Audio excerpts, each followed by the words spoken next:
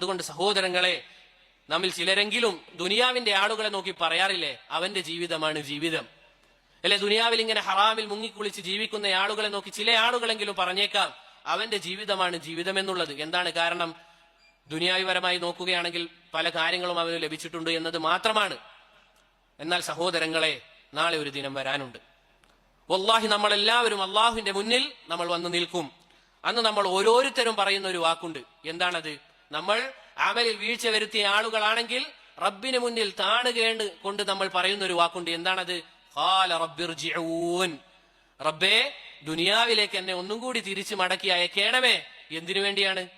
എന്തിനു വേണ്ടിയാണ്? ദുനിയാവ് വീണ്ടും സമ്പാദിക്കാനാണോ? അല്ല എങ്കിൽ ദുനിയാവിൽ ഇങ്ങനെ തിന്മകളിൽ മുഴുകാനാണോ? അല്ല. പറയുന്ന വാക്കെന്താണ്? ലഅല്ലി അഅമലു സാലിഹൻ ഫീമാ തറക്ത്. സുബ്ഹാനല്ലാഹ്. ആ പറയുന്ന വാക്കെന്താണ്? ലഅല്ലി അഅമലു സാലിഹൻ ഫീമാ തറക്ത്. ഞാൻ ഉപേക്ഷിച്ചതായ പല അമലുകളുമുണ്ട് റബ്ബേ, അതൊന്നും എനിക്ക് ചെയ്യാൻ സാധിച്ചിരുന്നുവെങ്കിൽ, ഒരു തിരിച്ചുപോക്കുണ്ടായിരുന്നുവെങ്കിൽ റബ്ബേ എന്നെ ഒന്ന് മടക്കി അയക്കണമേ എന്നാണ് പറയുക. സഹോദരങ്ങളെ, ചിന്തിക്കേണ്ട കാര്യമുണ്ട്. നമ്മൾ ജനിച്ചത് മുതൽ മരിക്കുന്നത് വരെ റബ്ബിനുള്ള ഇബാദത്തിന് വേണ്ടി മാത്രം ഒഴിഞ്ഞിരിക്കുകയാണെങ്കിൽ തന്നെ റബ്ബിനോടുള്ള ഹക്ക് അത് പൂർത്തിയാവുകയില്ല, വല്ലാഹി ആവുകയില്ല. അല്ലേ? സലഫുകളിൽ ചില ആളുകൾ പറഞ്ഞതായി കാണാം, അള്ളാഹു നിനക്ക് ചെയ്തു തന്ന അനുഗ്രഹത്തിന്റെ വലിപ്പം അത് നിനക്ക് മനസ്സിലാകണമെങ്കിൽ ഫഗ്മിൽ ഐനൈക, നീ നിന്റെ കണ്ണൊന്ന് അടക്കുക, നീ നിന്റെ കണ്ണൊന്ന് പൂട്ടുക. എന്താണ് കാരണം? കണ്ണടച്ചാൽ എന്താണ് നമ്മൾ കാണുന്നത്? ഇരുട്ടാണ്. യഥാർത്ഥത്തിൽ ചിന്തിക്കേണ്ടതുണ്ട്, നമ്മൾ നമുക്ക് ലഭിച്ച കണ്ണിനുള്ള ശുക്ർ അത് റബ്ബിനോട് യഥാർത്ഥത്തിൽ പാലിച്ചിട്ടുണ്ടോ? കണ്ണിനുള്ളത് മാത്രം.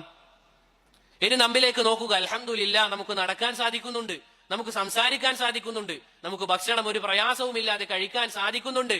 എന്നിട്ടും നമ്മൾ നന്ദി കാണിക്കുന്നുണ്ടോ? എന്നാണ് സഹോദരങ്ങളെ നമ്മുടെ അവസ്ഥ.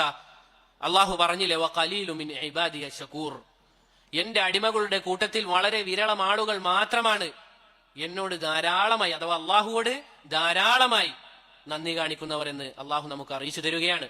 അതുകൊണ്ട് പ്രിയപ്പെട്ടവരെ, ഇതാ ഈ അവസരം, ഇത് നമുക്ക് അവസരമാണ്. ഈ റമളാൻ എന്നുള്ളത് നമുക്കൊരവസരമാണ്. നമ്മൾ ചെയ്യുന്ന ഓരോ പ്രവൃത്തിയും പ്രിയപ്പെട്ടവരെ, ഞാൻ ആവർത്തിച്ചു പറയുകയാണ്, അത് വെറുതെ ആവുകയില്ല. അതുകൊണ്ട് പണിയെടുക്കുക എന്നുള്ളതാണ്.